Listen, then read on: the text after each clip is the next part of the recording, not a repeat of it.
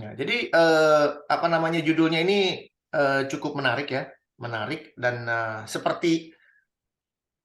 Tapi sebelumnya kita berdoa dulu deh, supaya Tuhan memimpin kita dalam pelajaran ini. Oke, kita berdoa dulu. Bapak dan Saudara, pada kesempatan pagi hari di Amerika, sore hari di Belanda, dan malam hari di Indonesia, kami kembali lagi datang berkumpul bersama-sama untuk bisa belajar firman Tuhan. Kami mengucap syukur karena Tuhan begitu baik dalam hidup kami, baik dalam keluarga kami, baik dalam pekerjaan kami, maupun di dalam pelayanan kami kepada Tuhan. Tuhan, pada kesempatan ini kami ingat akan saudara kami, Bapak Sinto, yang dalam keadaan kondisi lemah tubuh. Kami tahu Tuhan, ada rencana besar yang akan Tuhan berikan kepada Pak Sinto. Biarlah Tuhan berikan kekuatan bagi keluarganya, supaya mereka bisa mengerti, bisa bertahan dan belajar untuk tetap setia kepada Tuhan, tetap menaruh harapan hanya kepada Tuhan. Manusia hanya bisa berencana, tapi Tuhan sendiri yang akan menentukan. Dan kami percaya Tuhan, Pak Sinto akan kembali sembuh, dan Tuhan pulihkan kesembuhannya, dan Pak Sinto bisa kembali bersama-sama kami memimpin FOF ini. Terima kasih Tuhan. Kami juga tidak lupa untuk Pak Freddy yang dalam proses penyembuhan. Sekali lagi Tuhan, sempurnakan kesembuhannya, agar Pak Freddy bisa tetap setia dan tetap melakukan apa yang menjadi pekerjaan maupun pelayanannya di dalam pengajarannya kepada kami semua di sini di FOF. Dan kami percaya Tuhan sudah menyempurnakannya. Terima kasih Tuhan, sebentar kami mendengar firman Tuhan. Tuhan, hamba-Mu tidak tahu apa-apa. Hamba hanya sebuah alat. Bila Tuhan pakai alat ini semaksimum mungkin, apa yang Tuhan ingin katakan, berbicaralah. Hamba hanya bisa melakukan apa yang menjadi kehendak Tuhan, yang berkenan, yang sesuai dengan apa yang Tuhan inginkan. Terima kasih Tuhan, firman-Mu itu hidup. Biarlah kehidupan yang Tuhan berikan itu menjadi rema dalam hidup kami, dan kami siap mendengarkan. Buka hati dan pikiran kami supaya kami bisa mengerti, menerima firman itu. Di dalam nama Tuhan Yesus kami berdoa mengucap syukur. Amin. Oke, jadi apa itu namanya, judulnya ini keren. Saya bacanya keren banget ya, Ibu Ayu. Makasih nih ya, Ibu Ayu. Nggak heran ya dia bikin buku sih ya. Judulnya Esau dan Semangkuk Kacang Merah. Pada zaman dahulu kala, hiduplah seorang kayak begitu ceritanya. Kayak apa namanya? Kayak cerita apa namanya? Cinderella. H.C. Andersen. H.C. Ya, Andersen. Anderson. Ya. Ya, soalnya aku suka baca-baca H.C. Andersen Iya. soalnya. Jadi ini cerita, wah keren bener nih, Esau dan Semangkuk Kacang Merah. Pada zaman dahulu kala, hiduplah seorang Pangeran Kodok. pangeran kodok. Ya begitu ceritanya. Bagus juga nih saya bilang nih ilmunya nih, saya bilang. Ya, jadi saya nggak panjang lebar, semua tahu cerita tentang Esau dan Yakub ya. Jadi maksudnya apa ini? Dan ibu juga nggak memberikan apanya ayatnya. Biasa ibu Ayu memberikan ayatnya, ya. Tapi kali ini ayatnya tidak ada, tapi semua sudah tahu cerita tentang Yakub dan Esau. Ya. Jadi apa yang mau kita bicarakan tentang Esau? Ya, saya pernah membawakan pelajaran tentang Esau di keluarga saya. Ya, itu 2 tahun yang lalu kalau masih saya ingat ya, 2 tahun yang lalu. Jadi saya pikir alangkah bijaknya saya juga bagikan ini di sini. Nah, jadi kalau kita melihat cerita tentang Yakub dan Esau ini, kita harus tarik kembali apa itu namanya, kalau di Pak Tony ya, Pak Tony seorang profesor ya, selalu memakai kalimat proto evangelism. Ada yang tahu proto evangelism? Ada yang tahu? Masih ingat Pak Tony mengajarkan kita namanya proto evangelism? Ada yang tahu? Masih ingat proto evangelism? Apa itu proto evangelism? Namanya belajar. Pernah dengar, Pak?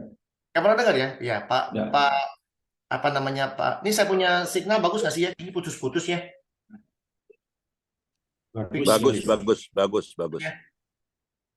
Iya, signal saya bagus kayaknya. Tapi kok bisa kelihatannya putus-putus? Sebentar.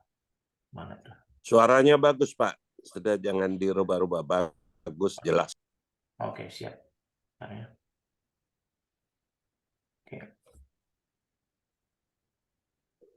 komputer saya yang lemot. Apa itu proto-evangelism? Jadi kita harus belajar yang kalau kita mendengar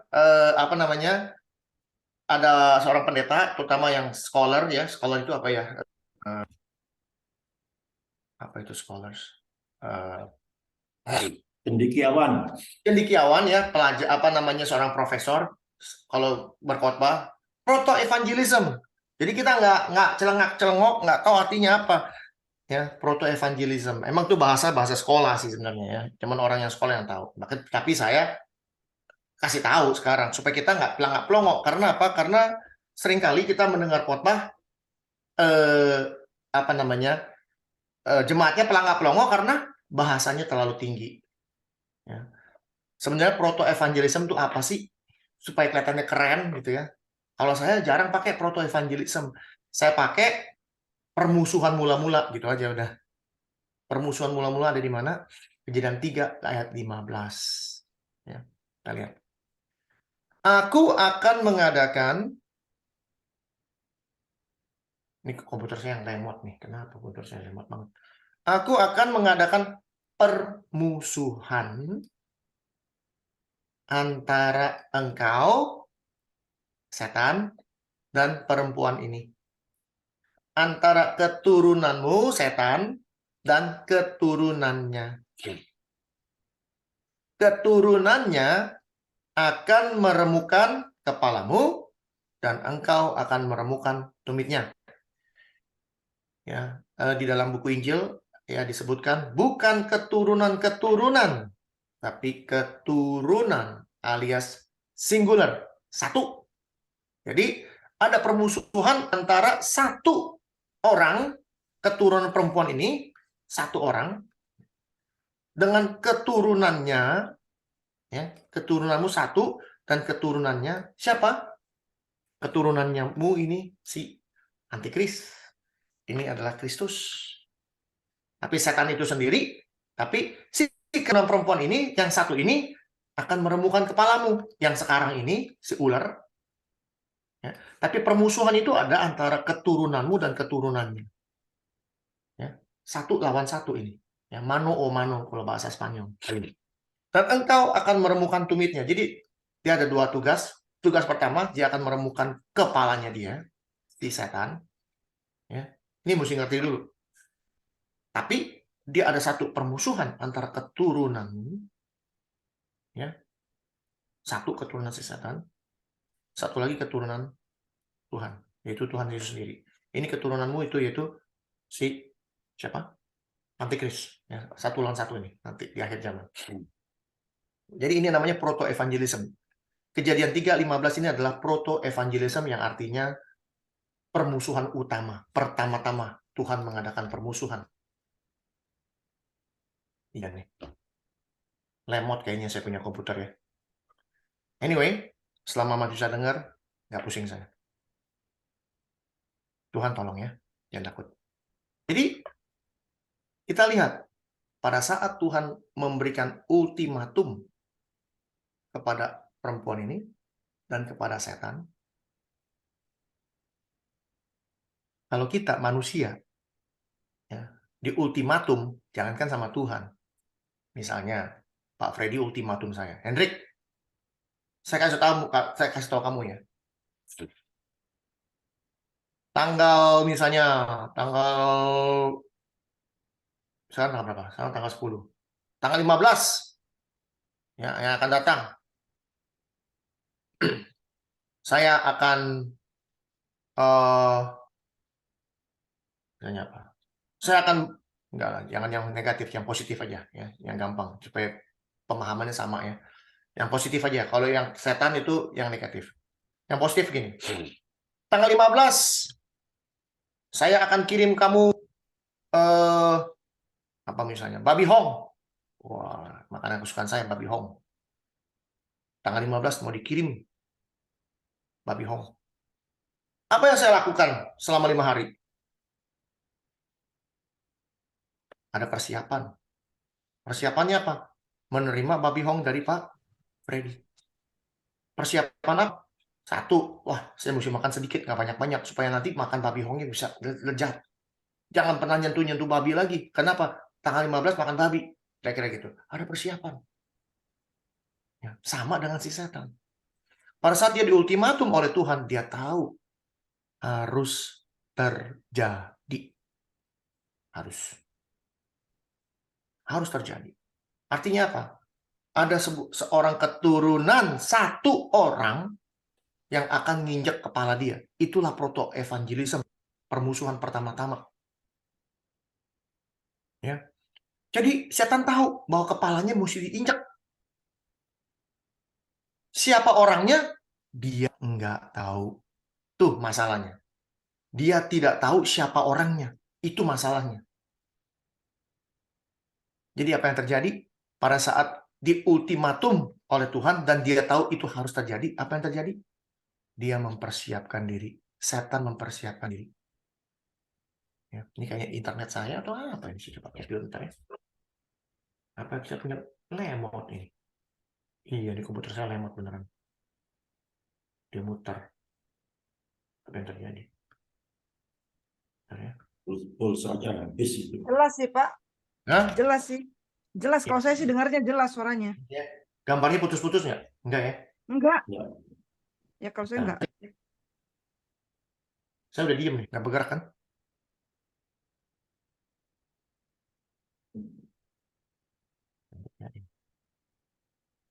Bentar ya. Mungkin Hendrik keluar dulu terus masuk lagi, Hendrik. Boleh juga sih gitu, tapi jangan nanti kalau keluar recording hit. Apa lanjut aja, nyantai aja. Recording ya.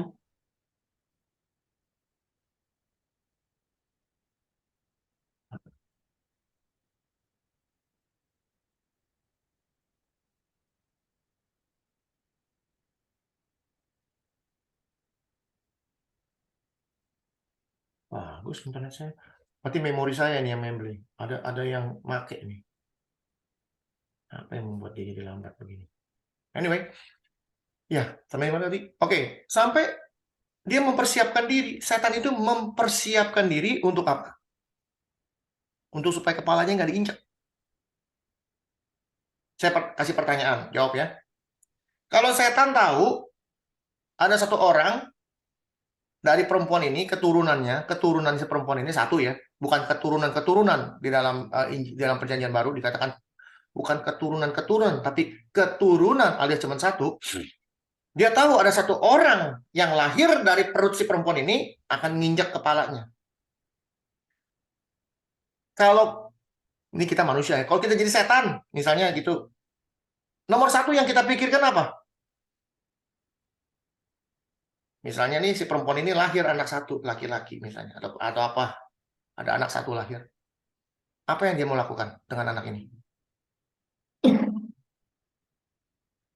Menjaga dan memeliharanya. Kok dijaga? Ya. Ini anak Jangan. akan nginjak kepala saya. Jadi gimana? Kalau kita tahu ada anak keturunan perempuan ini yang nginjak kepala saya, kalau ada satu anak keluar dari perempuan ini, apa yang harus kita lakukan? Selesaikan. Alias bunuh. Jadi kerjaan setan adalah memerangi keturunan perempuan ini. Diperangi keturunan si perempuan ini. Kalau bisa dibantai semua, habis. Itu dia punya rencana dari mula-mula dikasih ultimatum, dia sudah bikin rencana itu. Percaya? Saya buktikan. Nggak tanggung-tanggung. Ini kejadian 3 kita lihat. Ya, ini kejadian 3. Nggak tanggung. Kejadian 4 terjadi. Kejadian 4 terjadi. Apa ceritanya? Kain dan Habil. Kain dan Habil. Langsung. Ini keluar anak. Ini ada kemungkinan Kain dan Habil ini adalah kembar. Kemungkinan. Ada kemungkinan lahir kembar. Ya, Kain dan Habil. Setan lihat dari dua ini yang mana yang injak kepala saya. Dia lihat. Wah, kalau dia lihat nih Kain ini anak saya. Kan dikatakan keturunanmu dan keturunan perempuan ini Kain ini keturunan saya. Bukan berarti si setan itu berhubungan badan dengan si Hawa, keluar Kain. Bukan. Keturunan setan. Apa kata kita keturunan setan? Kita lihat.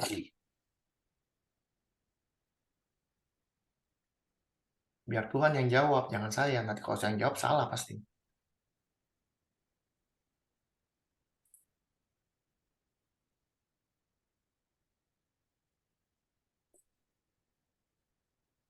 Bukan seperti Kain.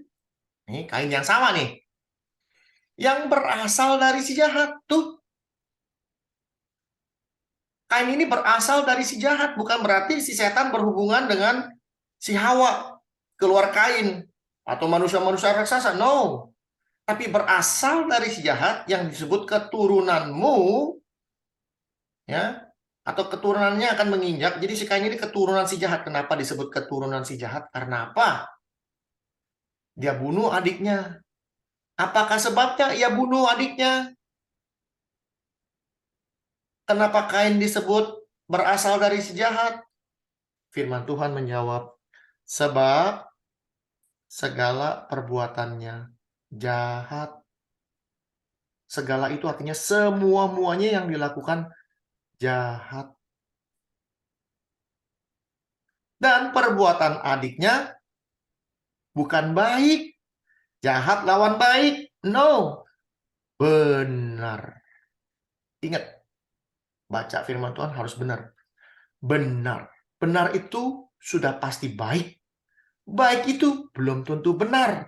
Dari mana kita tahu? Saya pernah dengar cerita, ada orang yang baik banget sama keluarganya, baik banget sama istrinya, seumur hidupnya, dia lakukan untuk keluarga dan istrinya. Istrinya mengagung-agungkan suaminya. Kenapa? Suami saya orang terbaik yang pernah saya lihat. Suami saya adalah orang yang paling baik. Buat saya sebagai istri, saya bangga punya suami yang baik. Lalu, kalau ngomong sama ibu-ibu nih, lagi ngumpul gitu ya, misalnya lagi, arisan gitu. Yang dibanggain suaminya. Kenapa? Suaminya paling baik. Teman-temannya bilang, dari mana kamu tahu dia baik? Dia kalau kerja jam 8, pergi kerja, jam 6, teng. Udah di rumah. Oh, kan bisa juga telat. Nggak pernah telat, jam 6, teng di rumah. Nah, itu paling sebentar doang. Sampai dia mati, dia bilang, nih suaminya mati. Nah, waktu suaminya mati, cerita dia. Lagi cerita nih. Sampai dia mati sekarang nih ada di peti, dia bilang. Nggak pernah lewat jam 6 teng. Dia nggak ada orang yang nggak pernah. Tepat. Itulah suami saya. Dibangga-banggain di depan kuburan. Di depan apa itu? Peti. Lagi bilang sih? Di tempat duka gitu, rumah duka. Maisong. Ya, di Maisong gitu. Dia lagi membangga-banggakan suaminya di depan orang-orang. Saking sedihnya, bagaimana perjalanan hidup mereka, begini diceritain semua. Selesai cerita, ada ibu-ibu dengan seorang anak datang. Nangis terseduh-seduh di depan peti. Nangis terseduh-seduh. Lalu istrinya bilang begini, Bu, terima kasih Ibu ya. Saya tahu Bapak baik ya, nolong Ibu begitu banyak. Sampai Ibu merasa kehilangan. Ngomong-ngomong, Ibu siapa ya? Kok sampai nangisnya terseduh-seduh? Oh, saya istrinya. Kaget. Saya istrinya, katanya. Istri dari mana? Suami saya nggak pernah kemana-mana. Pergi jalan-jalan sama keluarga. Pergi ke sana kesini sama keluarga. Begini begono sama keluarga. Semua sama keluarga. Kamu istri dari mana? Bercerita. Istri lunchtime. Lunchtime. Betul, jawabannya lunchtime. Jadi setiap lunchtime, Bapak ini pergi ke rumah Ibu ini 1 jam saja. Seumur hidup hanya 1 jam saja bersama Ibu ini dan anaknya. Apakah itu benar? No. Dia baik? Dia baik. Tapi dia tidak benar. Jadi bedain mana itu baik, mana itu benar. Firman Tuhan nggak pernah salah. Dari mana kita tahu firman Tuhan nggak pernah salah ngajarin orang? Jadi kalau kita pernah dengar bahwa firman Tuhan ini adalah buatan manusia lah, firman Tuhan ini adalah ya salah satu buku agama seperti agama-agama lain lah, bahwa Yesus bukan Tuhan. Nah, zaman sekarang hati-hati, ini sedang terjadi, sedang dikumandangkan Yesus bukan Tuhan. Ingat, saya udah ngomong hari ini, tanggal 10 Mei, sedang dikumandangkan Yesus bukan Tuhan. Alkitab hanya buku karangan yang dibuat manusia, sama seperti buku-buku religius yang lain. Saya kasih warning hari ini juga. Sudah dikumandangkan di semua sosial media. Saya sudah dengar 1 minggu penuh ngomongannya ini. Buktikan bahwa Yesus adalah Tuhan. Buktikan kalau Tuhan itu ada. Sedang dikumandangkan. Hati-hati Bapak-Ibu sekalian yang ada di hari ini. Peliharalah iman kita dengan baik. Pelihara dengan baik. Hidup benar. Kalau ini adalah buku karangan manusia, buku agama yang sama dengan agama-agama lain, tidak mungkin pakai bahasa yang sama dari depan sampai akhir.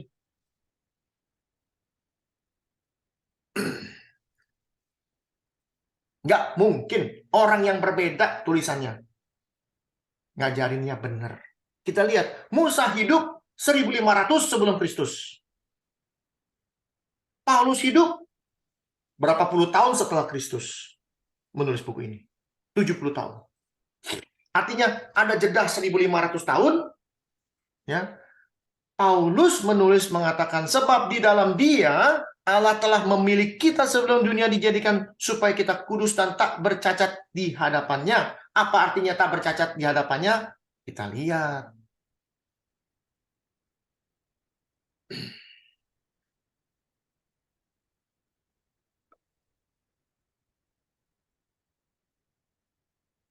Tetapi Nuh mendapat kasih karunia di mata Tuhan. Ini Musa yang tulis. Karena Nuh adalah orang yang benar dan tak bercela. Benar artinya mana tuh? Bilang. Oh, lari. Benar artinya kudus di hadapan Tuhan. Benar itu kudus, nggak mungkin salah. Sebab perbuatan adiknya benar. Yohanes nulis juga. Ya. Hati-hati. Saya sudah bilang hari ini. Jadi, kenapa Kain disebut keturunan si jahat atau keturunan si setan? Kejadian 4 langsung. Setan lihat. Ini mah keturunan saya. Segala perbuatannya jahat. Semua. Entar dulu ini kembarannya si Habel. Segala perbuatannya benar di mata Tuhan. Ini dia yang injak kepala saya. Caranya gimana? Tadi Pak Freddy bilang, sikat. Selesaikan. Apakah setan langsung datang bawa pedang tusuk si ini, bunuh si ini? No, dia pakai anaknya. Dia pakai keturunannya.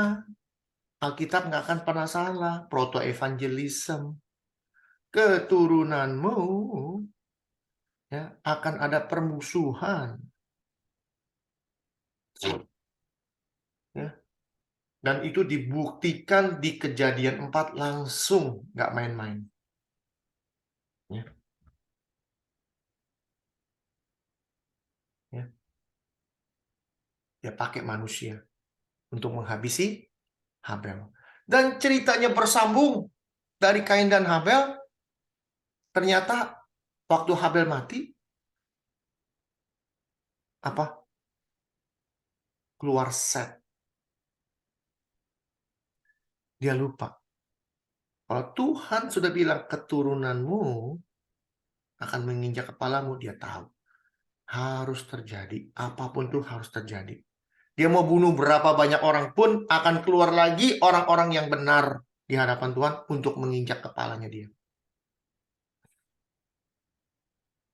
Dan itu berlangsung 4.000 tahun. Dia kecolongan di Yesus Kristus. Apa yang terjadi di Kejadian 6? Pakai cara begini nggak bisa. Bagaimana caranya? Supaya kalau bisa, sedunia jahat kalau bisa. Terjadi. Gimana caranya membuat sedunia jahat? Setan punya rencana. Gimana caranya? Supaya semuanya seperti Kain. Semuanya jahat. Ada caranya? Ada. Kejadian 6 tadi yang kita baca. Ya, 4 nggak berlaku. Bunuh orang nggak bisa. Ya udah, kita bikin semuanya jahat caranya. Jadi jangan dibunuh. Bikin aja semuanya jahat. Bagaimana caranya jahat? Ketika manusia itu bertambah banyak jumlahnya di muka bumi, dan bagi mereka lahir anak-anak perempuan, maka anak-anak Allah banyak yang bilang ini malaikat.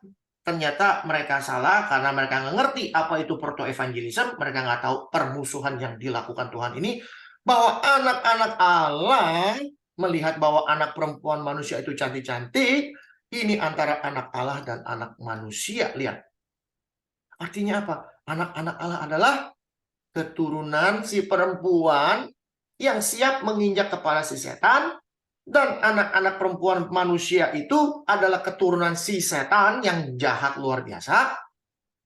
Lalu mereka mengambil istri dari perempuan itu siapa saja yang mereka sukai. Kawin silang. Kawin silang. Lihat apa yang terjadi kalau kawin silang. Ketika dilihat Tuhan bahwa kejahatan manusia besar di bumi, dan bahwa segala kecenderungan hatinya selalu membuahkan kejahatan semata-mata, namanya sangat Tuhan menjadikan manusia di bumi, dan itu membuahkan hatinya. Yesus berkata, akhir zaman ya akan seperti zaman Nuh. Anak-anak Allah, kita ini adalah keturunan perempuan yang meremukkan kepala si setan melalui Kristus. Bukan kita yang meremukkan, tapi Kristus yang sudah meremukkan kepala si setan. Kita adalah keturunan yang akan diperangi sampai akhir zaman. Sama siapa? Sama si setan. Setan sudah kalah tentu. Yes, kita aminkan. Tapi rencana dia nggak selesai. Kenapa? Ada satu keturunan dia yang akan menjadi musuh kita, si antikris. Dan kita akan diperangi sampai akhir zaman. Yesus berkata, aku tidak akan meninggalkan engkau sekali-kali pun sampai akhir zaman. Kenapa? Karena keturunan satu Kristus saja. Sampai selesai bumi ini, kita diangkat semua oleh Kristus. Jadi jangan pernah berpikir, kalau kita sudah jadi anak-anaknya Tuhan, kita hidup enak-enak. Zaman Nuh, kata Yesus. Kita lihat anak perempuan zaman sekarang. Bagaimana anak-anak Tuhan jatuh di tangan perempuan-perempuan model begini. Zaman sekarang, kalau pakai baju, nggak kelihatan usar-usarnya. Nggak keren. Zaman sekarang, kalau pakai baju, nggak kelihatan, maaf, belahan dadanya itu. Pendeta mana yang nggak melirik kalau ada perempuan cantik, seksi, pakai bajunya terbelah sini, terbelah sana, nggak melirik, kecuali dia buta. Saya nggak munafik, yang begituan saya lihat, karena saya laki-laki. Saya lihat.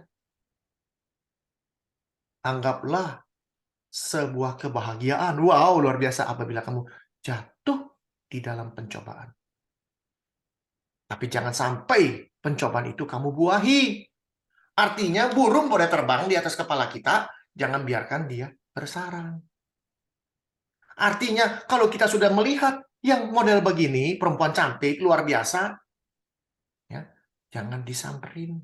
Atau kalau disamperin pun, jangan dibuahi. Artinya dibuahi apa? Dilakukan perzinahan tersebut. Contohnya yang harus kita lakukan adalah Yusuf. Dia lari. Itu yang harus kita lakukan. Lari. Kabur.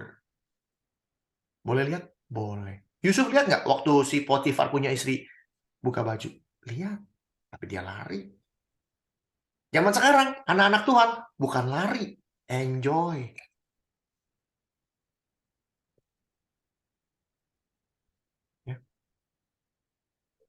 Itu. Hati-hati. Jadi, bagaimana zaman Nuh itu disikat sama setan dengan cara kawin silang. Banyak anak-anak Tuhan sekarang murtad gara-gara kawin silang. Cantik suami istrinya. Ya, luar biasa. Tapi mereka adalah penyembah berhala yang tidak mengenal Tuhan dengan baik. Ya, hati-hati. Tapi satu hal yang jadi harapan kita pada Tuhan adalah Tuhan tidak membiarkan rencananya gagal. Dari semua manusia yang jahat, ada Nuh. Luar biasanya. Kain dan Habil dibantai, keluar Set. Oke, kalau gitu kita sikat satu dunia. Ntar dulu, ada Nuh, kata Tuhan. Karena Nuh hidup benar, tak bercacat celah di antara orang-orang sejamannya. Dan Nuh itu hidup bergaul dengan Allah. Jadi firman Tuhan mengajarkan kita bagaimana kita bisa keluar dari pencobaan-pencobaan yang itu. Hiduplah bergaul dengan Allah. Hiduplah benar. Kudus, tak bercacat celah. Ya. Itu proto-evangelism. Dan itu terjadi setelah air bah, setelah Nuh dan macam-macam. Keluar siapa? Ishak dan Ismail. Keluar itu. Dua-duaan berantem. Ya. Diperangi selalu. Lalu singkat cerita, nggak perlu panjang-panjang, nanti bosen. Ishak yang menjadi anak perjanjian, yang menjadi perjanjian Tuhan kepada Abraham bahwa dari keturunanmu segala bangsa akan diberkati, yang sama ceritanya dengan proto-evangelism, bahwa keturunanmu akan menginjak kepala si setan. Janji Tuhan kepada Nuh, kepada Adam, itu sama. Segala bangsa akan diberkati. Menjadi berkat bagi bangsa-bangsa. Itu perjanjian Tuhan kepada Abraham. Keluar siapa? Keluar Ishak. Ishak waktu sebelum bapaknya mati, dikasih berkat oleh Abraham, ya, sebagai anak sulung, anak yang ditunjuk Tuhan. Berkatnya apa? Berkat yang dikatakan Tuhan kepada Ishak. Jadi Ishak tahu bagaimana yang namanya hak sulung. Dia tahu apa yang namanya berkat kepada keturunannya. Berkat perkataan Tuhan sendiri kepada bapaknya Abraham. Dan itu harus disampaikan terus-menerus ke bawah. Sampai ada keturunan yang akan menginjak kepala si setan. Ya.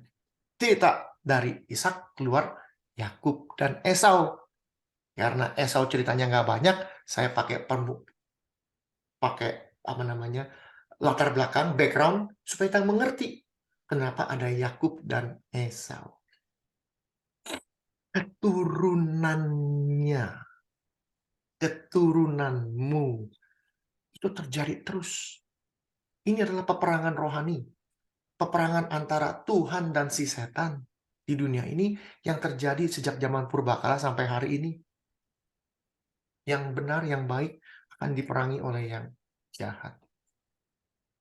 Bahkan akhir cerita dari dunia habis pertama kali oleh air bah, tinggal Nuh dan keluarganya.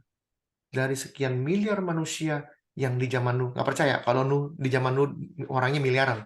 Hitung aja sendiri, ya. Zaman sekarang aja 7 miliar, ya. Kita lihat 1000 tahun mundur, ya, 1000 tahun yang lalu jumlah manusia berapa? Tahun ini setelah 1000 tahun yang sekarang ini jumlah manusia berapa? Dalam kurun waktu 1000 tahun berapa banyak manusia lahir? Jumlah manusia ada berapa banyak di dunia? Itu baru 1000 tahun. Sedangkan zaman Adam hidup 1000 tahun, 960 tahun. Metusala 969 tahun. Bisa bayangin manusia hidup begitu lama, kerjanya ngapain kalau nggak bikin anak? Karena Tuhan bilang, beranak cuculah, penuhilah bumi. Penuh! Banyak! 1000 tahun, orang beranak cucu. Hitung sendiri, berapa banyak. Yakub dan Esau keluar. Kalau kita panjangin lagi, keluar apa dari Yakub? Yusuf dan saudara-saudaranya keluar. Itu sama model-modelnya ceritanya. Ya. Jadi ini akan terus berlangsung antara Yakub dan Esau. Ya, dua bangsa. Ada dua bangsa, dikatakan akan dua bangsa ya, kita baca sekarang. Kita masuk ke dalam Esau dan Yakub. Ya. Kejadian berapa? 25. Ya. Ini kita lihat bagaimana Abraham meninggal dan dikuburkan. Ya. Jadi pada Abraham berumur 170 tahun, 75 tahun dia meninggal. Ya. Ini ada cerita kenapa Abraham diceritakan dia meninggal. Ya. Maka anak-anaknya Ishak dan Ismail menguburkan dia di dalam gua ini, bla bla bla, yang telah beli Abraham. Setelah Abraham mati, Allah memberkati Ishak anaknya itu, dan Ishak diam dekat sumur Lahai Roi. Ya. Kenapa saya bilang Abraham mati ini penting? Nanti saya unjukin kenapa penting. Karena apa? Esau dan semangkuk apa tadi? Kacang merah. Ceritanya gitu kira-kira ya. Keturunan Ismail nggak penting. Penting sih, tapi ya nanti kita bicara tentang keturunan Ismail. Esau dan Yakub. Ya, ini adalah riwayat keturunan Ishak, anak Abraham, karena kita bicara mengenai keturunan Tuhan. Ya. Anak bla bla bla bla bla bla bla bla. Berdoalah Ishak pada Tuhan untuk istrinya sebab istrinya mandul. Ceritanya sama dengan Abraham, sama. Tuhan mengabulkan doanya sehingga Ribka istrinya mengandung. Tapi anak-anaknya bertolak-tolakan di dalam lahirnya dan ia berkata, artinya anak-anaknya bertolak-tolakan dalam lahirnya, artinya apa? Kembar. Esau dan Yakub anak kembar. Ini kita belajar. Kalimat ini jangan sampai kita, dari dulu saya nggak pernah tahu kalau Yakub dan Esau itu kembar. Sampai saya baca benar-benar ternyata mereka kembar. Disebut. Maka saya bilang Kain dan Habil ada kemungkinan besar kembar. Terulang kembali. Pengkhotbah mengatakan tidak ada yang baru di bawah kolong langit ini. Semua diulang. Dan dia berkata, jika demikian halnya mengapa aku hidup? Dan ia pergi meminta petunjuk kepada Tuhan. Lihat, kalau orang ada masalah dalam hidupnya, ia minta petunjuk kepada Mbah Dukun. Yang benar minta petunjuk kepada Tuhan. Seorang istri yang cakap, istri yang baik, dan istri yang benar di hadapan Tuhan. Ada masalah apa saja, dia minta petunjuk kepada Tuhan. Maka genaplah firman Tuhan yang mengatakan bahwa istri itu adalah leher dari suami. Apakah demikian? Ntar dulu. Apa kata firman Tuhan tentang istri yang model begini? Mahkota. Yes. Istri yang cakap adalah mahkota suaminya. Kalau bicara mahkota, seorang raja akan mempertahankan mahkotanya sampai titik darah penghabisan. Sebelum dia mati pun, dia masih kalau bisa ngomong, anak saya yang jadi raja. Mahkotanya dipegang sampai mati. Demikian pula, kalau seorang suami punya istri model begini, dia akan mati-matian dipegang. Dia akan mati-matian menjaga istrinya. Istri yang cakap, istri yang benar di hadapan Tuhan. Ya. Firman Tuhan kepadanya, dua bangsa ada di dalam kandunganmu, dan dua suku bangsa akan berpencar dari dalam rahimmu. Suku bangsa yang satu akan lebih kuat dari yang lain, dan anak yang tua akan menjadi hamba kepada anak yang muda. Ada dua bangsa. Setelah bergenap, jadi kita bicara bagaimana yang kuat dikatakan yang satu akan lebih kuat dari yang lain, anak yang tua akan menjadi hamba kepada anak yang muda. Artinya yang kuat yang kalah. Yang lemah yang menang justru. Ya. Jadi jangan heran kalau Yesus berkata apa? Yang pertama menjadi yang terakhir jadi yang terutama, jadi yang terdulu. Artinya apa? Orang-orang yang sudah mengenal firman Tuhan begitu lama, orang Israel, tapi mereka tidak pernah mengenal Kristus. Tapi kita yang tidak pernah mengenal Kristus bisa kenal Kristus. Bukankah itu hal yang luar biasa? Orang Israel, dia mengerti firman Tuhan. Firman Tuhannya sama, penulisnya sama, tapi tidak pernah mengerti siapa Tuhannya. Mereka tidak akan pernah menjadi pemenang. Tapi kita yang nggak pernah tahu firman Tuhan kayak Emmanuel gimana, Kristus itu siapa kita nggak pernah tahu, tiba-tiba kita bisa mengenal dia, kita menjadi pemenang. Ya. Lanjut. Jadi ini kita bicara mengenai peperangan antara yang baik dan yang tidak benar. Yang baik dan yang jahat, kira-kira gitu ya. Ini kita si upik abu, Esau dan semangkuk kacang merah.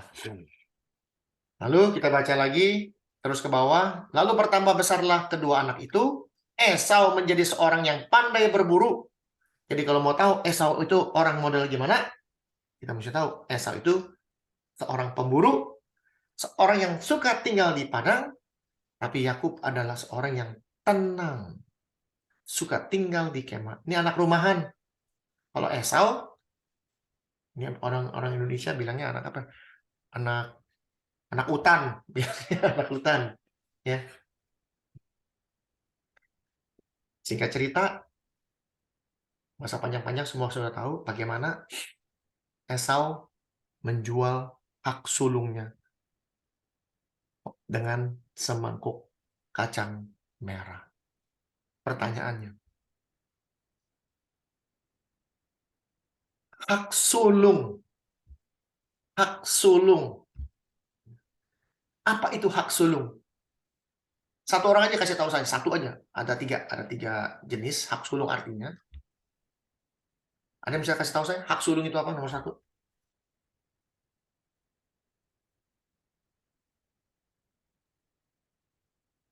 Ada nggak? Menjadi Tunggal. putra mahkota. Apa? Anak tunggal.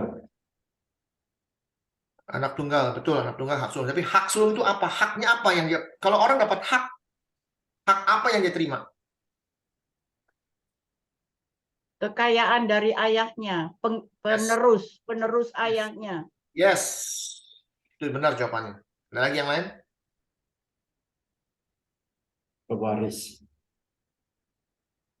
Pewaris. Yes, itu benar jawabannya. Ada lagi yang lain? Sama itu, ya. Sama jadi agak. Nomor satu, dia akan menjadi penguasa. Bapaknya mati, dia kuasai semua. Karena di nomor satu, diberkati, dikasih hak sulung, artinya apa? Dia jadi penguasa atas segala yang bapaknya punya. Itu nomor satu. Ya, sama tuh warisan segala macam harta kekayaan itu semua di situ jadi penguasa dia. Yang kedua, ini yang paling dilupain sama yang namanya Esau. Dia jadi imam. Beneran dia jadi imam. Apa itu imam? Pemimpin dalam upacara. Apalagi upacara dalam memberikan persembahan korban bakaran kepada Tuhan. Dia jadi pemimpinnya. Semua budak-budaknya semua harus datang, nongkrong, lihat bagaimana dia menyembah korban bakaran kepada Tuhan. Dia jadi pemimpinnya, jadi imam. Itu yang dia lupa. Yang terakhir yang dia paling lupa, bukan lupa lagi, paling lupa. Bahwa keturunanmu akan menginjak kepala si setan. Jadi ini garis keturunan harus dijaga terus sampai datang orang yang bisa nginjak kepala si setan.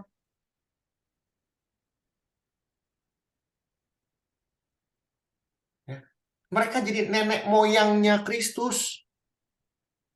Tahu dari mana? Lihat.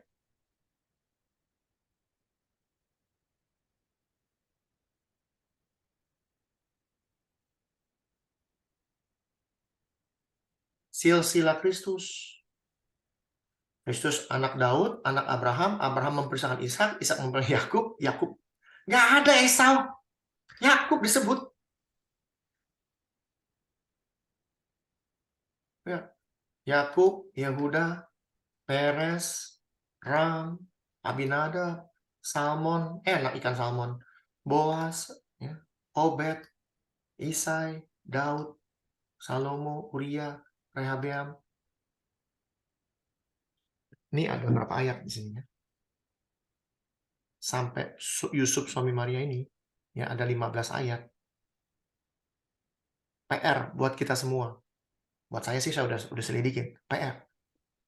Merem, ini buku Matius 1 sampai 15 ya. Merem, tunjuk pakai jari, klok gitu ya, tunjuk pakai jari, klok. Ketemu nama orangnya, misalnya nih, saya tunjuk, klok, keluar Asa. Misalnya saya tunjuk Asa. Cari siapa Asa. Semua yang ditulis oleh Matius dan Lukas mirip ya. Tidak ada satupun yang tidak benar. Di akhir cerita hidup mereka, mereka adalah orang-orang yang benar di hadapan Tuhan. Nggak main-main loh. Firman Tuhan. Makanya kalau sampai ini buatan manusia, buat saya sulit percaya bahwa ini tulisan manusia. Sulit. Tapi tidak ada satupun silsilah Kristus, baik yang ada di Matius maupun di Lukas, yang hidupnya amburadul. Ada satu, namanya siapa? Manasye. Nih. Manasye. Tapi apa yang terjadi dengan Manasye? Nggak percaya? Kita buktikan Manasye. Manasye, ada di mana Manasye ceritanya? Ada yang bisa bantu? Kejadian. Oh, enggak dong. Manasye itu udah masuk ke dalam raja-raja. Oke, ada yang tahu Manasye? Manasye yang diberkati Musa dengan tangan kirinya juga bukan? Oh, itu bukan lain itu. Bukan Musa, itu mah si Yusuf. Yusuf anaknya. Sama Lain, ini Efraim. Manasye. Anaknya Hizkia. Oh, raja-raja. Raja Hizkia, iya. Iya. Tolong bantu saya. Di mana Manasye? Di mana ayatnya? Manasye.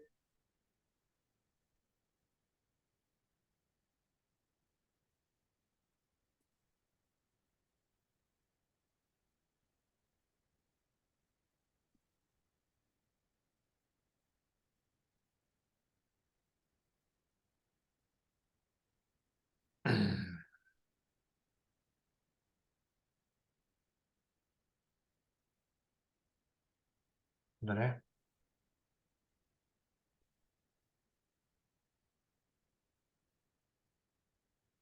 Tawarik. Raja-raja dan Tawarik itu kayak orang cerita diulang-ulang, padahal nggak juga. Apa namanya? Cerita yang apa namanya? Kayak lebih detail, ada detail-detailnya ya. Kita lihat. Ya. Raja Manasye. Manasye berumur 12 tahun pada waktu ia menjadi raja, dan 50 tahun lamanya ia memerintah di Yerusalem. Ia melakukan apa yang jahat di mata Tuhan, sesuai dengan perbuatan keji bangsa-bangsa yang telah dihawakan Tuhan dari depan orang. Artinya apa? Dari semua raja-raja yang ada di Israel, ini manusia raja yang paling jahat. Paling jahat. Jahatnya di mana? Ia mendirikan kembali bukit-bukit pengorbanan yang dirobohkan Hizkia bapaknya. Artinya tempat-tempat pemujaan dewa-dewa yang sudah dirobohin bapaknya dibikin lagi yang baru. Dia bangun mesbah untuk Baal, menyembah Tuhan yang lain, membuat patung-patung Asyura, sujud menyembah kepada segenap tentara langit dan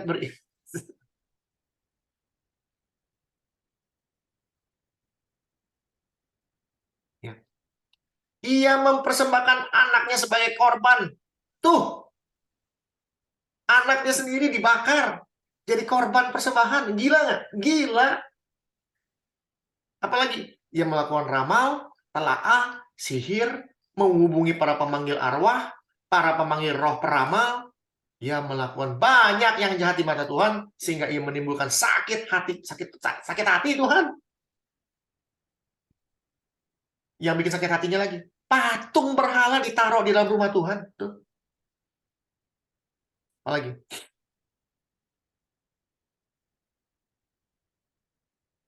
Manasye menyesatkan Yehuda dan penduduk Yerusalem. Sehingga mereka melakukan yang jahat lebih daripada bangsa yang tak. Ada bangsa yang jahat, dipunahin Tuhan. Ini bangsa lebih jahat daripada bangsa yang dipunahin Tuhan. Bayangin aja, jahatnya kayak apa? Pikir sendiri. Nih, Manasye. Ya.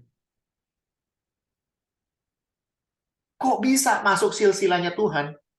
Manasye. Apa yang terjadi dengan raja ini? Kok bisa masuk? Kita lihat aja langsung ke belakang.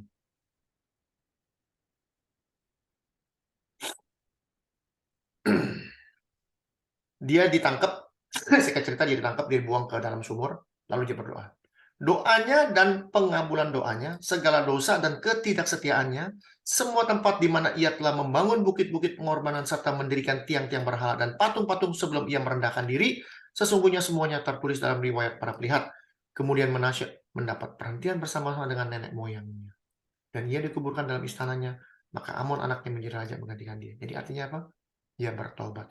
Selebihnya riwayat Manasye, doanya kepada Allah, ucapan para pelihat bla bla bla bla. Ini nabi-nabi dikatakan. Apa yang terjadi? Ya.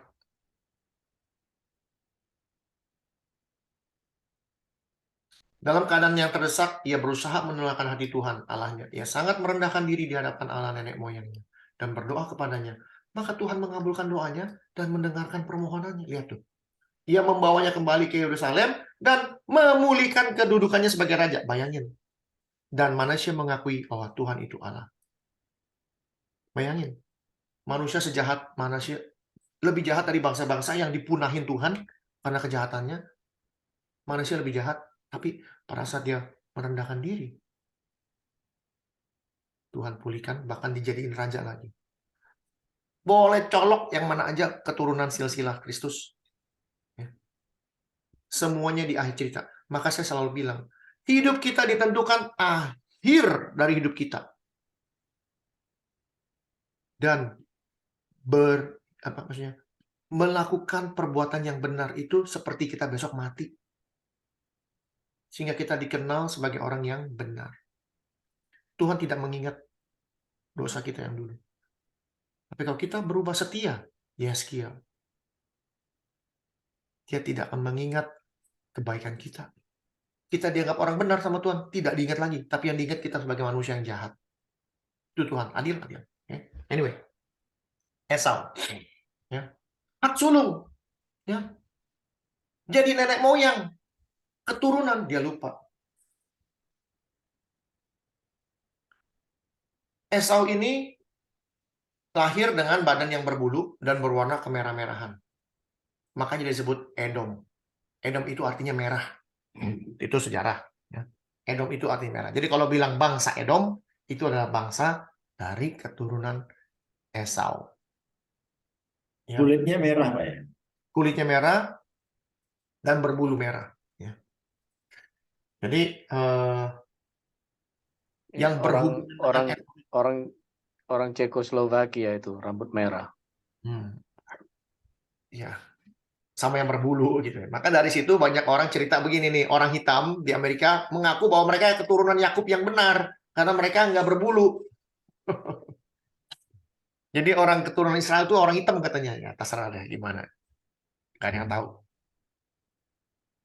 Anyway, si Esau ini adalah kalau bicara soal merah-merah, dia paling suka. Karena dia orang yang disebut merah. Ya. Kita lihat bagaimana Esau, ya, bagaimana Esau yang saya sebut tadi hak sulung yang begitu berharga, begitu mulia, dianggap apa sama Esau? Kita lihat. Potong cerita. Jualah dahulu kepadaku hak sulungmu. Kata Esau. Ini keluar dari mulut si Esau. Bagaimana hak sulung itu yang begitu luar biasa. Sebentar lagi aku akan mati. Apa gunanya bagiku hak kesulungan? Bayangin. Nggak ada guna.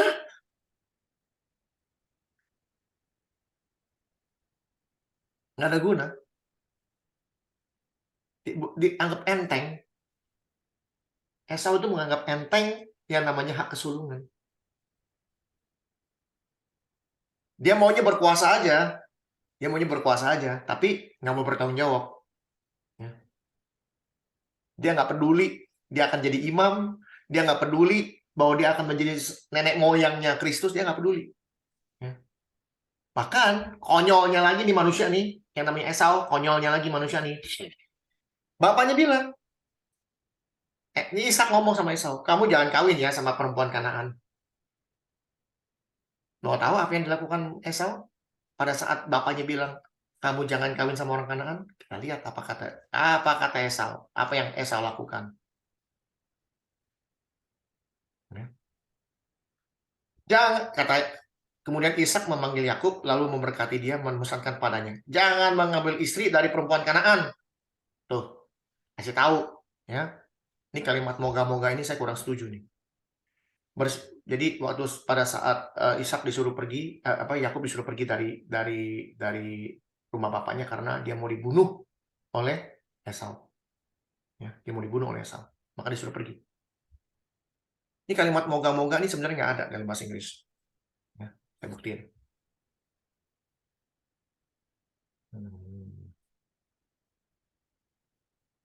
Bahasa Inggris dulu ya.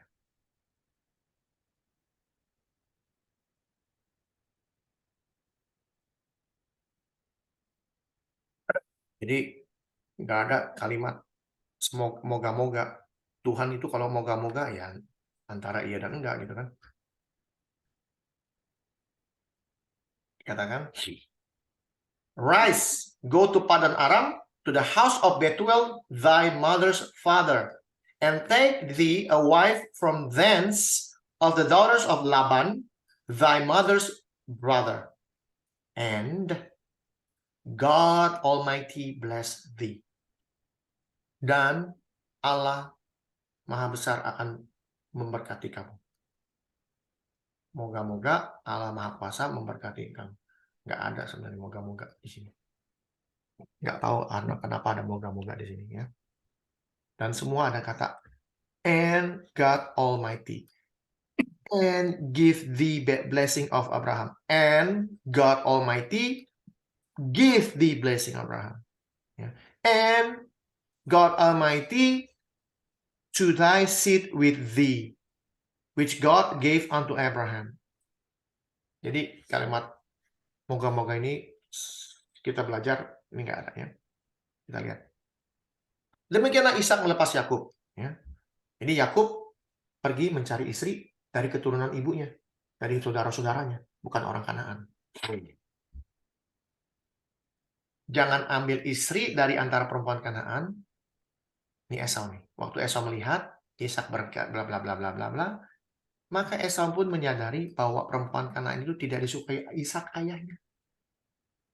Sebab itu ia pergi kepada siapa? Ismail. Siapa Ismail? Mesir. Mengambil Mahalat jadi istrinya. Karena apa?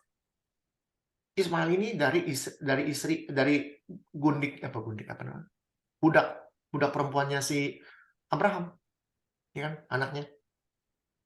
Budak perempuannya si Abraham itu orang Mesir. Ya. Di samping kedua istrinya yang telah ada, Mahalat adalah anak Ismail, anak Abraham, adik Nebayot. Ini gila-gilaan ini. 4, nggak tanggung-tanggung sekali di depan matanya. Jadi kan ya.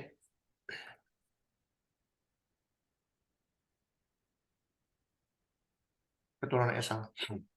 Keturunan Esau yaitu Edom. Ini yang jadi musuhnya bangsa Israel ya. Esau mengambil perempuan-perempuan Kanaan. Disebut jangan ambil perempuan Kanaan, tapi diambil, nggak tanggung-tanggung. Ya, ada 1. Terus Ohilabama 2. Basmat 3. Lalu lagi. Ada 4. Istrinya itu ada, anak ini. Oholibama 2, anak orang Yahudi. Basmat 3, anak Ismail, adik-adik. Ada 3 ya, bukan 4 ya. Anyway, nggak tanggung-tanggung. 4 harusnya. Perempuan-perempuan menjadi Aisyah. Ada anak Elon, orang Het. Oholibama, anak Ana.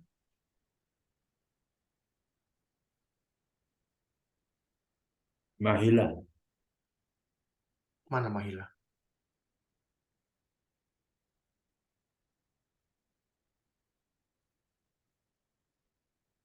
Ada Mahalat apa ada di sini? Oholibama.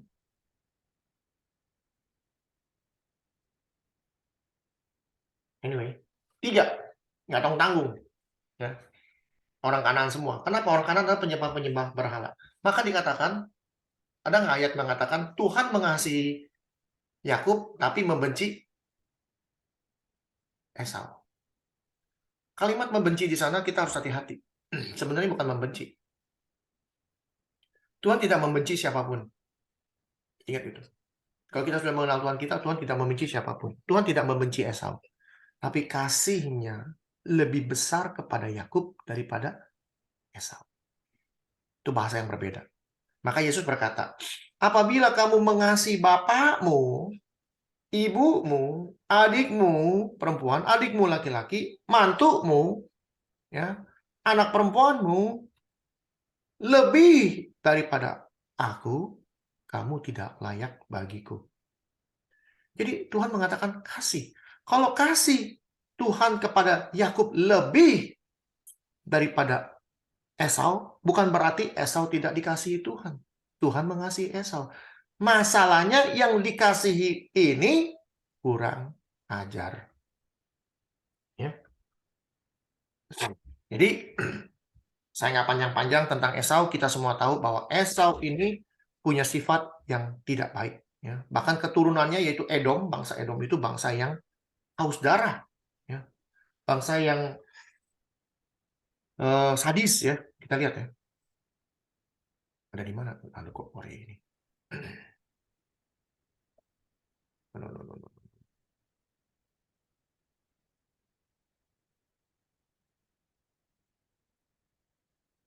Kita lihat di mana? Ada di Yeremia. Apa kata Yeremia tentang Edom?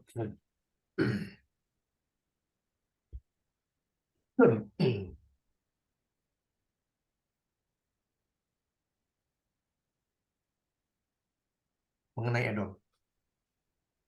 Mengenai Edom, beginilah firman Tuhan semesta alam. Tidak adakah lagi kebijaksanaan di Teman, di Edom? Sudah hilangkah pertimbangan orang-orang yang berakal budi? Sudah busukkah kebijaksanaan mereka? Tuh. Ini orang-orang Edom, sifatnya begini. Nggak ada lagi kebijaksanaan, nggak ada. Ya. 2 Tawarik 10. Ya.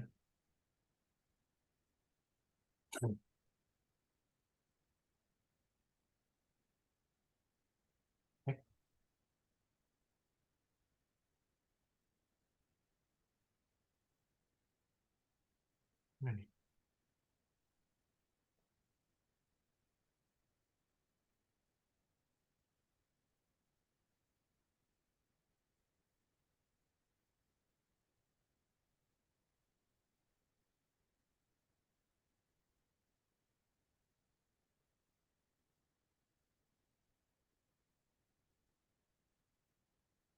Bukan di sini. Saya lupa di mana taruhnya. Hmm.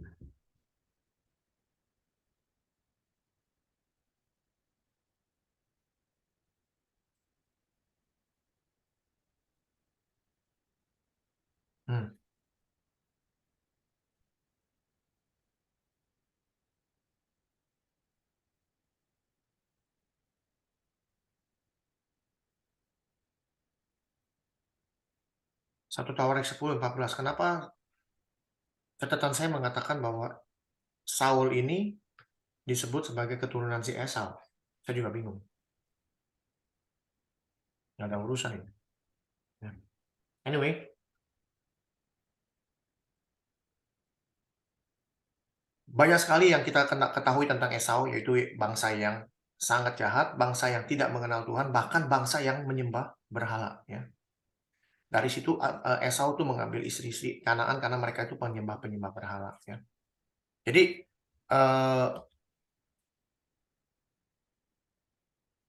kita sebagai manusia kadang-kadang kita lupa, ya, bagaimana Tuhan tuh memberikan kita hak sulung. Apa hak sulung kita? Bahwa kita akan menjadi berkat bagi bangsa-bangsa lain. Tapi kita menganggap enteng. Kita menjual hak sulung kita oleh karena semangkok kacang merah. Ya. Artinya apa? Oleh semangkok harta. Keinginan duniawi kita lebih kuat. Ya. Kenapa saya katakan tadi di mula-mula Abraham mati?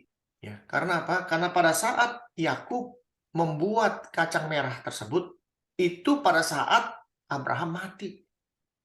Setelah saya selidik, ternyata sup kacang merah itu sebagai lambang makanan untuk orang-orang berkabung. Ya, lambang orang-orang Yahudi berkabung. Ya, sup kacang merah itu.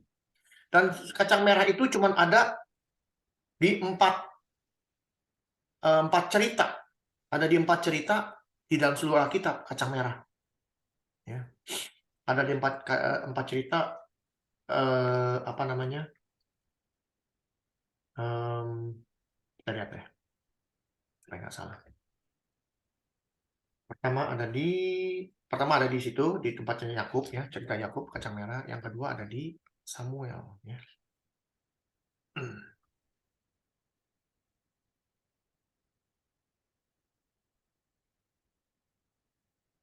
Ini apa? Pada zaman Raja Absalom, ya. Si Daud ini apa? Memimpin prajuritnya makan, ya, karena mereka lapar dan mereka makan, ya. Dan salah satu makanan mereka itu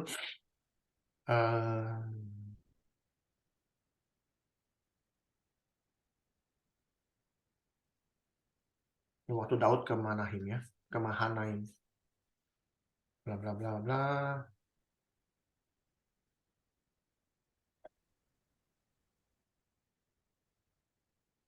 ya, terus kemudian perempuan bla bla bla.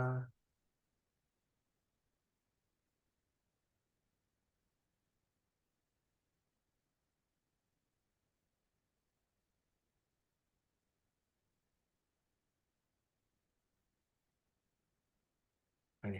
Ketika Daud tiba di Mahanaim, maka Sobi bin Nahas, Raja Aba, bla bla bla bla, membawa tempat tidur, kasur, periuk laga, juga gandum, jelai, tepung, benih gandum, kacang babi, dan kacang merah. Tuh, kacang merah besar. Ini kacang merah, bahasa Inggrisnya sih lentil, kalau salahnya lentil. Kacang merah besar dan kacang merah kecil. Ini selalu dibawa. Ya. Ini ada di sini, kalimat kacang merah. Lalu satu lagi ada di ayat selanjutnya, 2 Samuel. Ya, cuman referensi aja ya, supaya kita tahu. Ayat 11.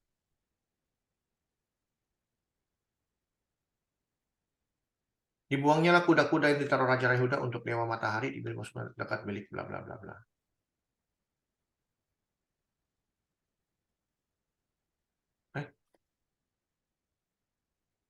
Iya benar.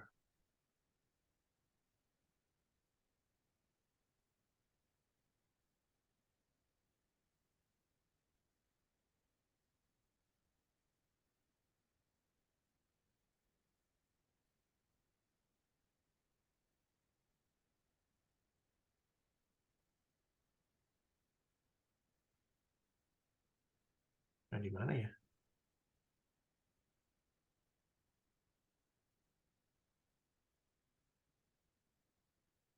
Salah nggak sih? 2 Samuel 23 benar, ayat 11.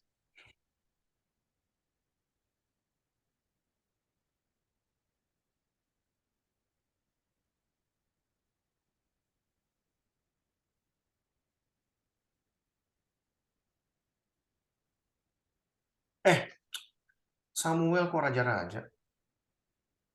23. Ini waktu Daud mau mati, ya dia bicara mengenai ini. Sesudah dia sama anak Age orang Harari ketika orang Filistin berkumpul di sana ada sebidang tanah ladang penuh kacang merah. Ini kalimat kacang merah ya. Di 2 Samuel 23, sorry, bukan raja-raja. Jadi ada sebidang tanah ladang. Jadi bagaimana di dalam akhir hidupnya si Daud ini Daud berdiskusi dengan pejuang-pejuangnya yang luar biasa ya. Bagaimana si Age ini ya, orang-orang Harari ini mempertahankan sebidang tanah ladang kacang merah ya, dari bangsa Filistin ya, bangsa Filistin. Lalu yang terakhir jadi ada 4 ya, totalnya 4. 1 di Yakub, kedua di 2 Samuel 17, 2 Samuel 23, yang terakhir di Yeskiel. Ya.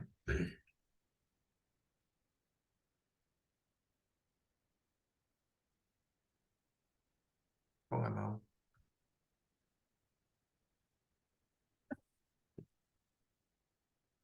Wah, lemot banget nih. Halo. Jadi di sini di Yeskiel ini disuruh kayak tidur gitu ya, kayak orang apa bilangnya sih?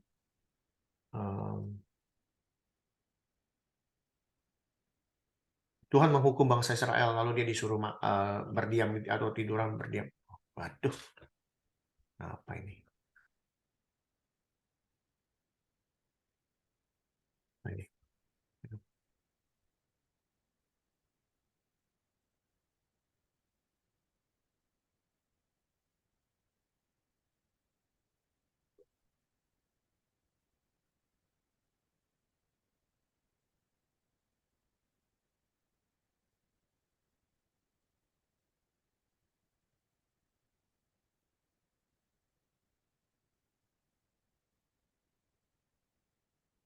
Di mana kok nggak ada?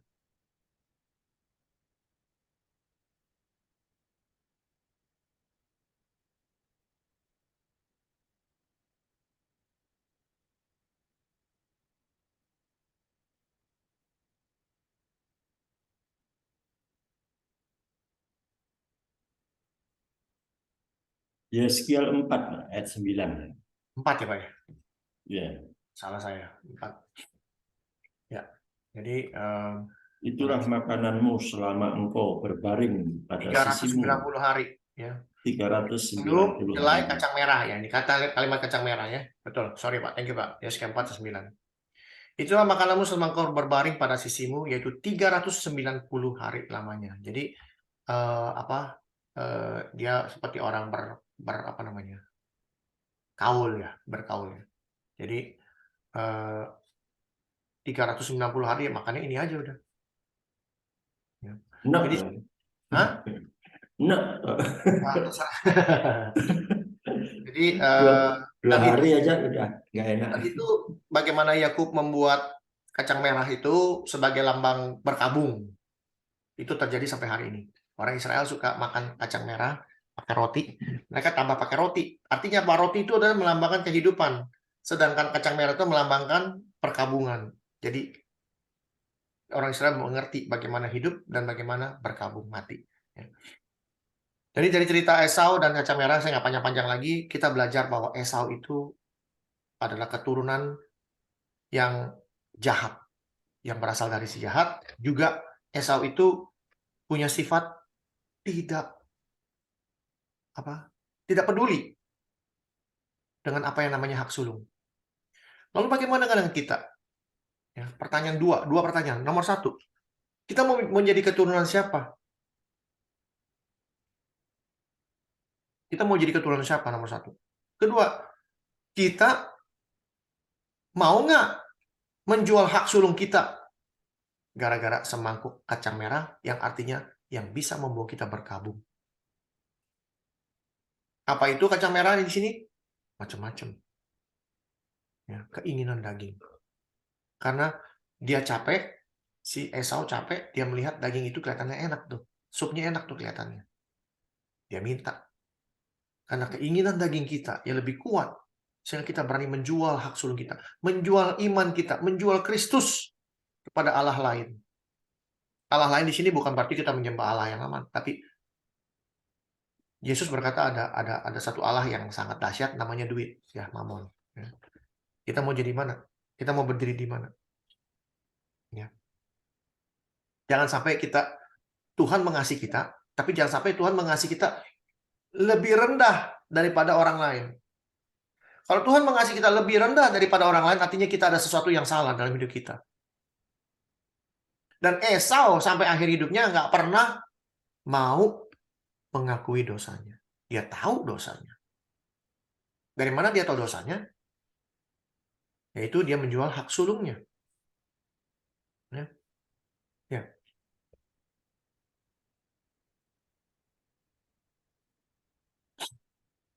Ketika Ishak bla bla bla bla bla bla bla bla, ya.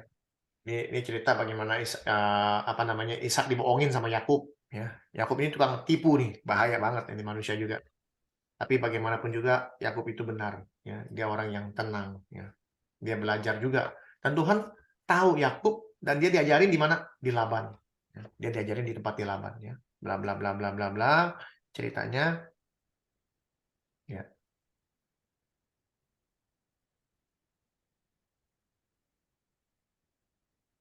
Kita lihat yang namanya berkatnya Ishak kepada Yakub. Sesungguhnya bau anakku adalah sebagai bau padang yang diberkati Tuhan. Allah akan memberikan kepadamu embun daripada langit dan tanah-tanah gemuk di bumi, gandum serta anggur-anggur berlimpah-limpah. Bangsa-bangsa akan takluk kepadamu dan suku bangsa akan sujud kepadamu. Jadilah tuan atas saudaramu dan anak ibumu akan sujud kepadamu. Siapa yang mengutuki engkau, terkutuklah dia. Ini kalimat kepada siapa nih? Siapa yang memberkati engkau, diberkati Allah. Ini kalimat Tuhan kepada siapa nih? Masih ingat? Abraham. Abraham. Jadi Ishak, apa yang dikatakan bapaknya turun ke anaknya, anaknya turun kepada anaknya. Sama kalimatnya. Ya. Setelah Ishak memberkati Yakub, Yakub keluar, Esau datang, bikin makanan, tapi siapa nih kamu, katanya? Akulah anakmu, anak sulungmu. Terkejutlah Ishak dengan serta berkata, siapa gerangan, bla bla bla bla. Ya. Setelah Esau mendengar perkataan ayahnya, meraung-raunglah ia dengan sangat keras dalam kepedihan hatinya serta berkata kepada ayahnya, berkati saya juga dong. Dia nggak tahu hak sulung itu apa, dia nggak tahu. Dia pikir dia masih bisa dapat lagi berkatnya. Berkati saya juga dong. Adikmu telah datang dengan tipu daya dan telah merampas berkat yang untukmu itu. Kata Esau. Bukankah tepat namanya Yakub? Karena ia telah 2 kali menipu aku. Hak kesulunganku telah dirampasnya, dan sekarang dirampasnya pula berkat yang untukku. Dia tidak peduli dengan hak sulung. Lihat. Hak sulungku telah dirampas, sekarang ia merampas berkat. Dia udah nggak peduli. Dia pikir soal rampas merampas. Lihat, baca baik-baik. Apakah Bapak tidak punya berkat lain?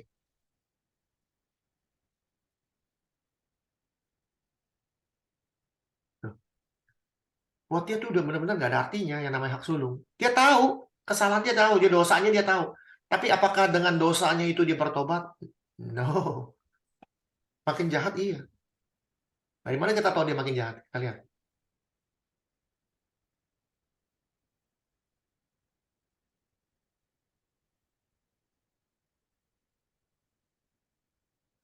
Esau menaruh dendam kepada Yakub karena berkat yang telah diberikan oleh ayahnya kepadanya. Lalu ia berkata kepada dirinya sendiri. Ia berkata kepada dirinya sendiri. Apakah ada setan yang mengintervensi? Ia berkata kepada dirinya sendiri. Di sini disebut setan berintervensi? No. Setan tidak ada intervensi di sini. Sehingga tepatlah firman Tuhan yang mengatakan ini.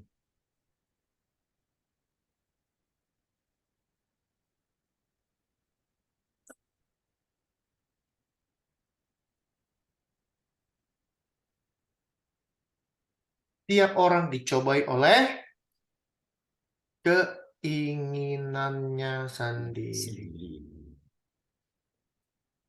Dia dicobai oleh keinginan sendiri. Keinginan apa? Karena dia pengen banget itu yang namanya berkat, dia nggak dapet. Caranya gimana nih? Hari-hari berkabung karena kematian ayahku tidak akan lama lagi. Dia tahu bapaknya bakal mati. Pada waktu itulah Yakub adikku akan kubunuh. Nggak ada intervensi setan. Karena perbuatannya jahat. Segala perbuatan jahat itu bukan berasal dari setan, tapi berasal dari diri sendiri. Karena perbuatannya jahat. Bukan dari si setan. Tidak ada intervensi. Kita berbuat jahat bukan karena setan suruh kita berbuat jahat, bukan. Setan kerjaannya mencobai kita. Supaya kita jatuh. Lalu pada saat kita jatuh, kita buahi kejatuhan itu.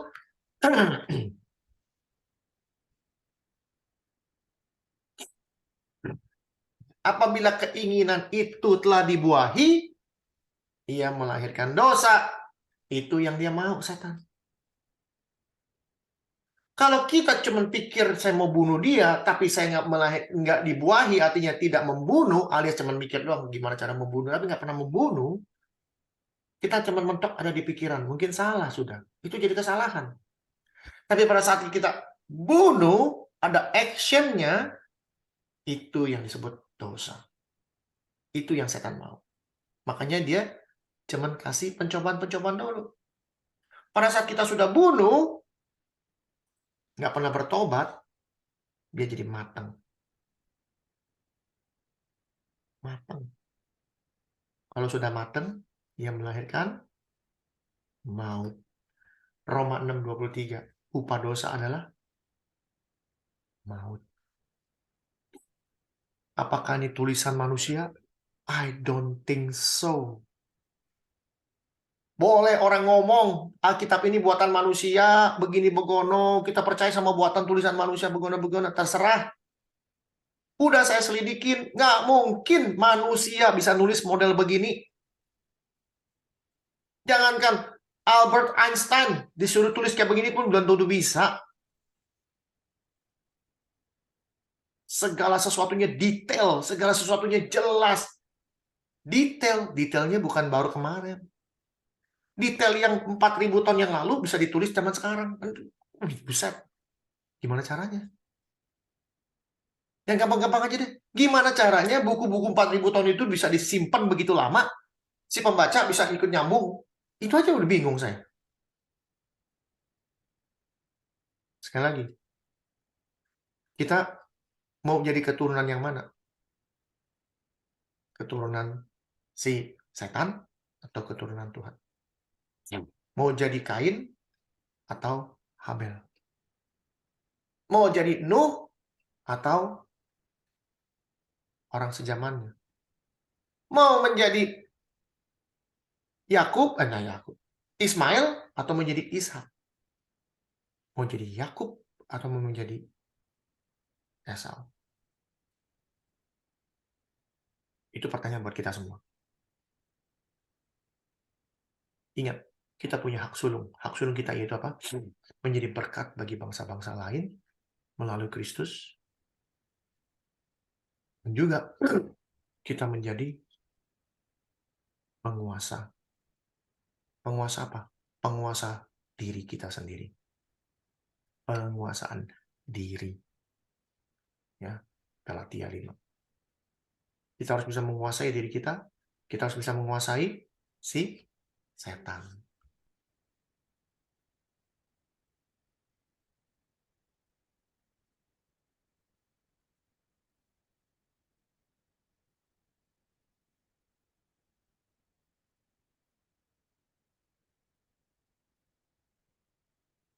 Mana tuh?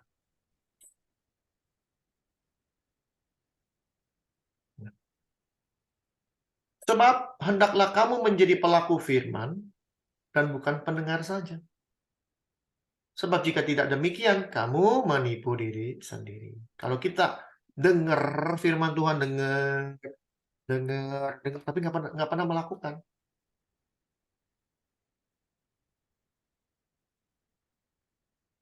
Nggak pernah lakukan, cuman dengar doang.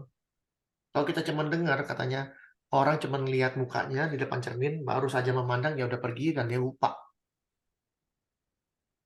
Barang siapa meneliti hukum yang sempurna, yaitu hukum yang memerdekakan, ia bertekun di dalamnya. Bukan hanya mendengar untuk melupakannya, tapi sungguh-sungguh melakukannya, ia akan berbahagia oleh perbuatannya.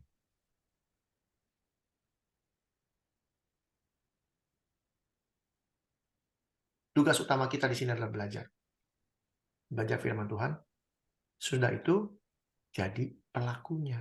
Sehingga kita nggak akan pernah lupa. Adik saya pernah bertanya kepada saya, "Lu, kok gimana caranya sih lu? Tiap kali ngomong kok bisa lu keluar firman Tuhan?" Ya saya pertama nggak tahu karena Tuhan, tapi saya menghidupi firman itu gitu loh. Sehingga saya ngerti, ini ada firman ngomong gini nggak boleh. Ini ada firman bilang ini harus begini. Ini ada firman ngomong. Jadi saya ingat terus gitu loh. Waktu saya mau melakukan ini, waktu saya berbuat salah, aduh Tuhan ampuni saya karena ada firman Tuhan yang mengatakan jangan kamu begini. Saya lakukan itu. Saya sudah bersalah, ampuni saya. Jadi saya menghidupi firman itu. Saya jadi pelakunya. Sehingga saya nggak pernah lupa ayat-ayat itu. Tentu, bagaimana saya nggak bisa lupa? Karena apa? Karena Tuhan bekerja dalam hidup saya. Ya. Jangan jadi Esau. Ya.